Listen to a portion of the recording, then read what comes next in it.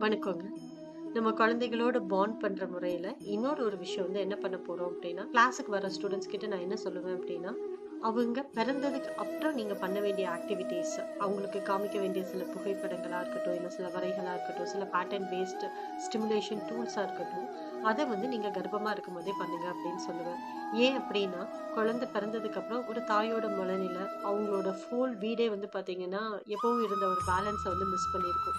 புதுசா ஒரு இதுக்கு வந்து அடாப்ட் ஆக ட்ரை பண்ணும்போது, அந்த மாரி சமயத்துல நெறைய விஷயங்கள வந்துட்டு இவங்களால வந்து கத்துக்க முடியாது.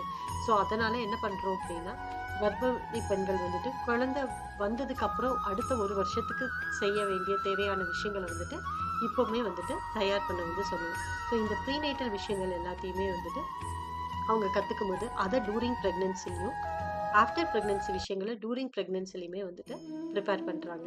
நன்றிங்க.